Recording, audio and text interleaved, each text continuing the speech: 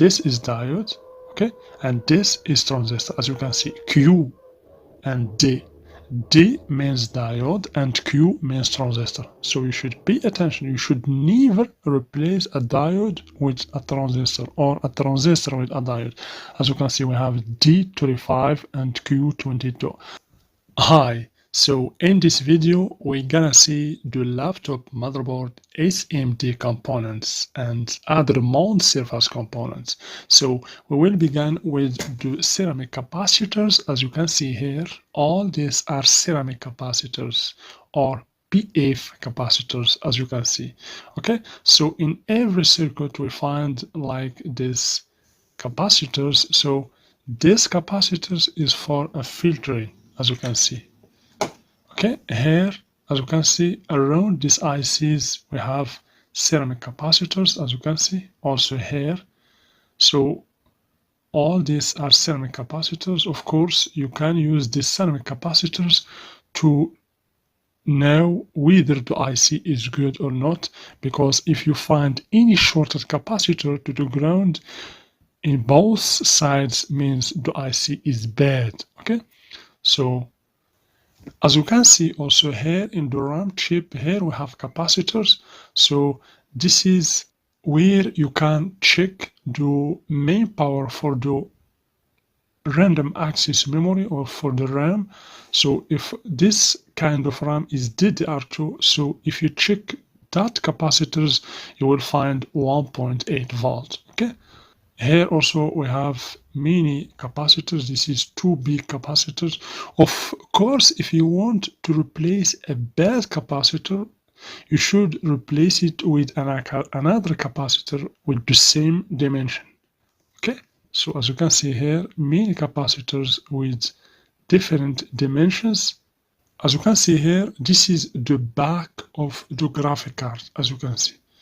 We have a lot of ceramic capacitors in the back of the graphic card. So of course, when you find these capacitors is to filter the power. That's why you will find it in every circuit. Its purpose is a filtering. Here we have a chemical capacitor or polarized capacitor, as you can see, with plus and minus. Here also we have another ceramic capacitor. Okay, another ceramic capacitor. Also, this is a filtering capacitor, but this kind of capacitor is a polarized capacitor. It has the plus and minus. So always you should pay attention when you should solder or install any chemical capacitor. You should pay attention to the plus and minus. It's not like the ceramic capacitor. Okay? Because the ceramic capacitor doesn't have plus and minus. You can install it or solder it to the motherboard in both directions. Here also, as you can see, those also are polarized capacitors or ceramic capacitor. As you can see, this line means plus. Okay, this is plus and minus. Okay, this is also a chemical capacitor near to the NOT bridge, as you can see. Here also in this motherboard, as you can see, we have a yellow capacitor. Also, this is a chemical capacitor, as you can see, with plus and minus. Okay, so chemical capacitor is a polarized capacitor, but ceramic capacitor or PF capacitor, PF means picofarad capacitor, is not a polarized capacitor. Here also we have another kind of chemical capacitor, as you can see. A big capacitor. This is also a chemical capacitor with plus and minus. Okay, this kind of capacitor also are polarized capacitors. You should always pay attention to the polarity if you want to install it. Okay, as you can see here, also we have many chemical capacitor with plus and minus. Always, as you can see, here we have plus and the red part is for minus. Okay, the red color determines the minus terminal. Okay, of course, over its capacitor you can find the voltage, its voltage and its capacity. Okay, like 2.5 volts, 300 90 microfarad, etc. Here also we have other chemical capacitor or polarized capacitor in this motherboard. Of course, I will show you many motherboards in order to go deeper into understanding the laptop motherboard components, because the first step into laptop repairing is to understand the laptop motherboard components. Okay, this is inductor. Okay, these are inductor or coils. Okay, so this inductor is next to the CPU, so each inductor means a channel. Okay, so this is inductor. Here also we have other types of inductors, as you can see. A black inductors. This is also an inductor, as you can see. Okay, so all these are inductors, and as you know, always inductor is connected to the power rail. This is a big inductor, and over here we have a small inductors, as you can see. So all these are inductors or coil. The reference for inductors is L. Okay, we have here also other kind of inductors, as you can see.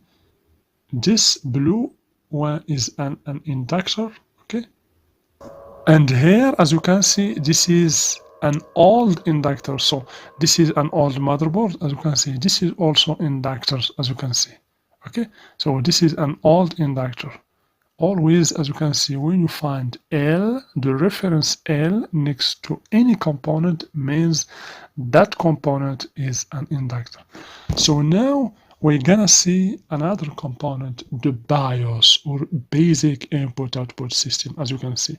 So always the BIOS shape is bigger than the MOSFET, okay, as you can see. So this is the BIOS, as you can see. So the BIOS, you will find always the BIOS near to the Super I/O and near to the ICH. Okay, always these three components, the BIOS, the Super I/O, and the ICH, are near to each other in every motherboard. You will find it near to each other. Here also in this motherboard, as you can see, we have the BIOS here next to the ICH, as you can see. Okay. So the BIOS or basic input output near to the ICH, as you can see. Okay, and over here we have the Super I/O, as you can see. Okay, this is the pin number 1, always 2, 3, 4, 5, 6, 7, and 8. Okay, always this whole means the pin number 1. And here also in this motherboard, as you can see, we have the BIOS, as you can see here.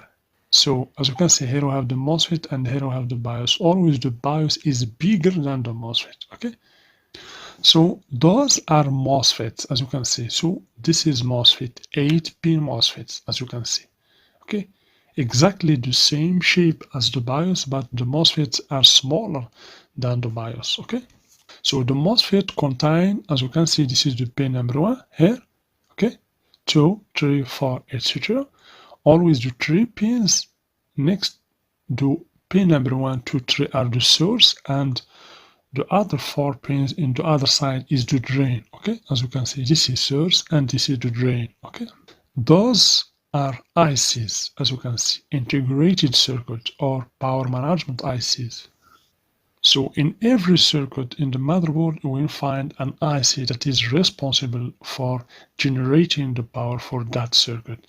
This is transistors, as you can see. So here you should pay attention.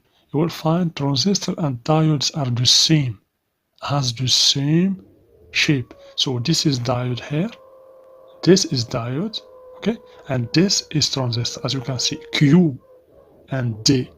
D means diode and Q means transistor. So you should pay attention. You should never replace a diode with a transistor or a transistor with a diode. As you can see, we have D35 and Q22. So this D means diode and Q is the transistor. There is a big difference. Please pay attention. Here, as you can see, we have D26. So this is diode, as you can see, and here we have Q, so this is transistors. Okay, the same shape, but there is a big difference. This is resistors. Okay, this black SMT components are resistors. This is a normal resistors, as you can see.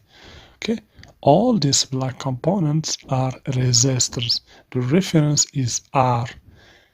And over here, as you can see, this is resistors, but this is a network resistor. The network resistor is a combination of many resistors, 4 resistors or 5 resistors.